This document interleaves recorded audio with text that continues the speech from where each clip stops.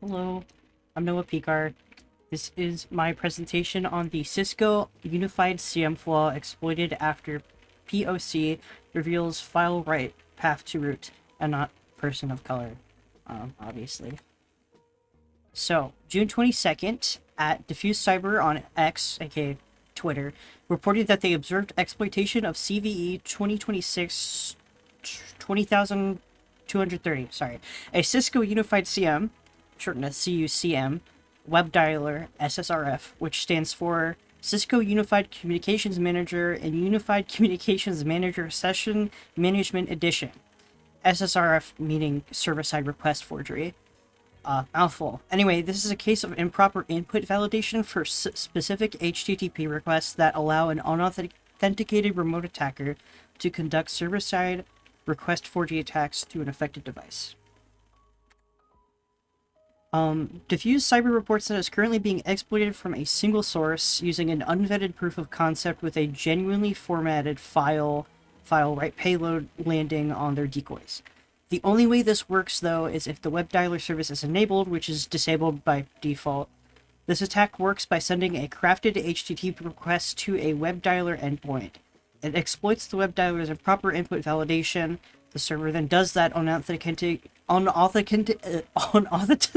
you know what it means. Unauthenticated action and writes arbitrary files to the server, where the attackers can obtain the true hostname of its target and then ultimately achieves code execution by privilege escalation.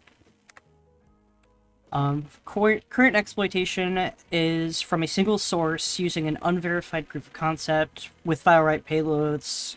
Yeah, active exploitation is very current. How did the organization or entity respond? Cisco has responded by patching this vulnerability in Unified CM and Unified CM SME versions 14 SU6 and 15 SU5. Cisco has not updated the advisory to reflect the status, but the network last week released security updates for other current flaws they're also dealing with. This vulnerability seems to be more of an issue for people who would be unable to update their versions to the patched versions. What I would have done if I was in charge. If I was working for a company, I would immediately have updated the version for Unified CM and Unified CM SME as soon as they had been confirmed as stable to avoid this issue. If I would be unable to because of other constraints held by the company I work for, I would at a minimum disable the web dialer service until I could update the software, because it turns off the part of the vulnerability that's needed to function.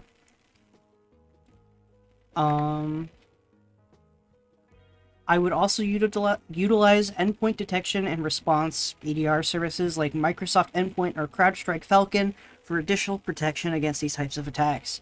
EDR can focus on detection and response by monitoring for suspicious behavior and fireless attacks, so it can investigate, isolate, and remediate compromised devices, which can then keep my network a bit safe. I didn't write this down, but network segmentation would also do a good job here. And that is it. Thank you for coming to my presentation. This is my works cited page, just one this time. Thank you.